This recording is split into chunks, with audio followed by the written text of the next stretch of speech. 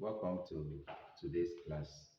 Today's class is Indices Part 7, which is actually a continuation of Indices Part 6, which is actually a continuation of Indices Part 6. So if you are coming across my video for the first time, I would advise that you will go through Part 1, 2, 3, 4, 5, 6 before coming over to Part 7, because Part 7 is a continuation of Part 6. Now, we have two examples on the board. Number one, if this times this is equal to this, find the value of m plus n. So for us to solve that, like I said, we'll be making reference to part 1, part 2, and then even part 6, because part 7 is a continuation of part 6. All right. Solution to number 1.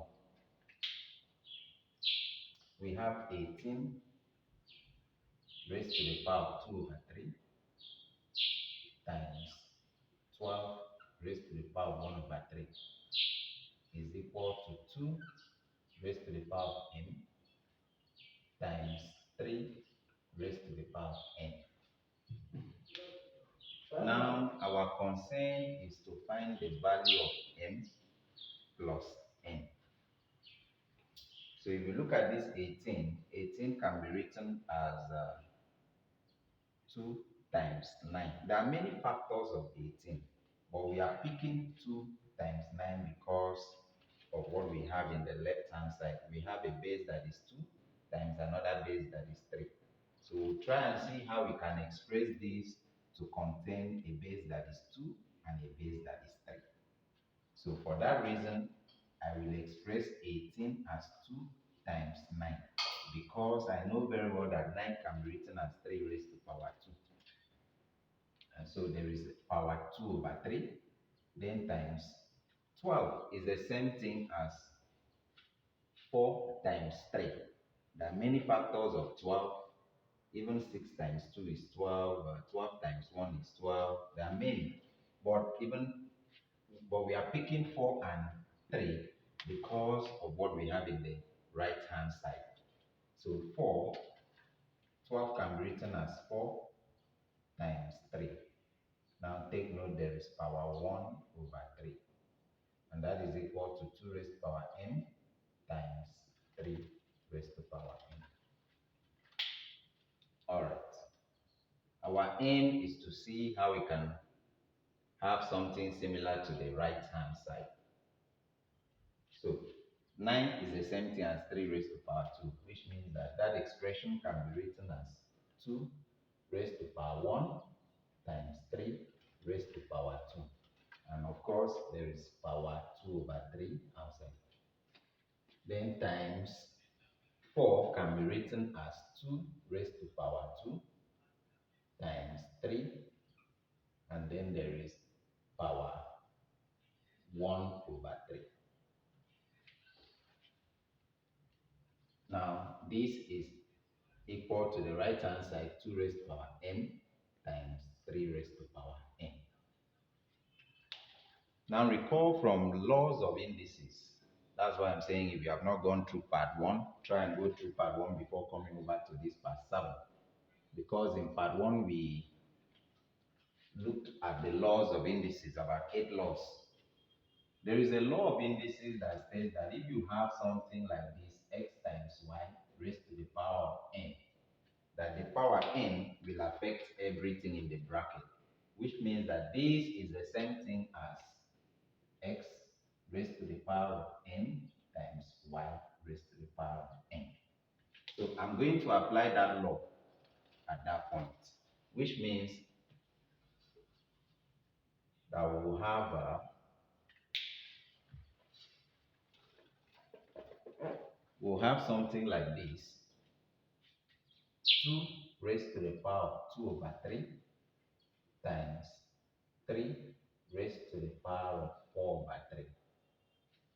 Compare this expression and this expression. So when you take the power that is outside, When you remove the bracket, the power that is outside will affect x and it will also affect y. So this power that is outside will affect 2 and it will also affect 3 and it will come down times the same thing with this. It will now become 2 raised to the power of 2 over 3 times 3 raised to the power of 1 over 3. And that's equal to 2 raised to the power m. That's equal to 2 raised to the power m times 3 raised to the power n. Okay. Now, still from our knowledge of indices, when you multiply two numbers that have the same base, you add their powers. That is, if you have x raised to the power m times x raised to the power n, since the bases are the same, we can add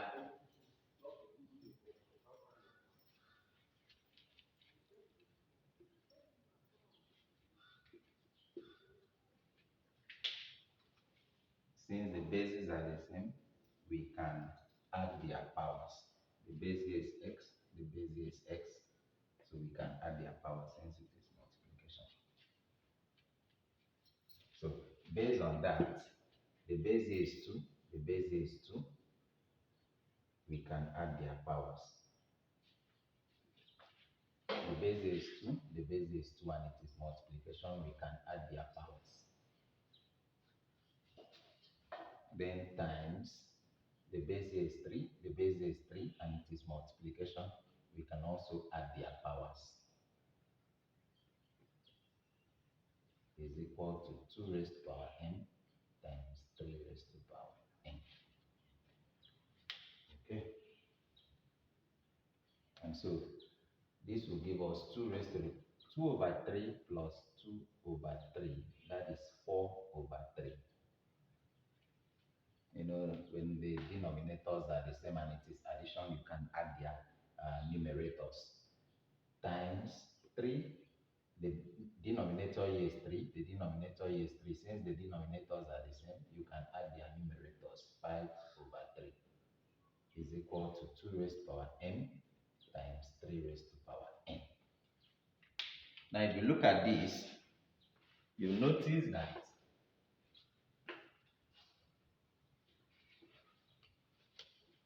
we have 2 here as the base. If you compare the left hand side and the right hand side, this is 2 raised to the power 4 over 3. And we have 2 raised to the power n here times, this is that multiplication sign. We have 3 here as the base. We also have 3 here as the base. So it means that the power here must be equal to the power here. And the power here must also be equal to the power here. So what that means is that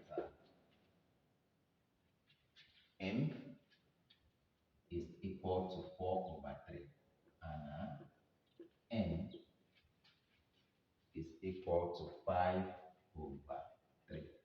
So we were asked to find m plus n, which will now be 4 over 3 plus 5 over 3, giving us 9 over 3, which is equal to 3. So that is the answer to question number 1. That is the answer to question number 1. So quickly, we'll look at question number 2. We'll look at question number 2. Question number 2 is saying that we should simplify the cube roots. Simplify the cube roots of 64 a raised to power 3, everything raised to power minus 1. Still from our knowledge of indices, there's what we call negative power law. Negative power law, you call it negative index law. I'm going to apply the negative power law in that question. Now, negative power law simply states that if you have a number raised to a negative power, the answer is 1 over that number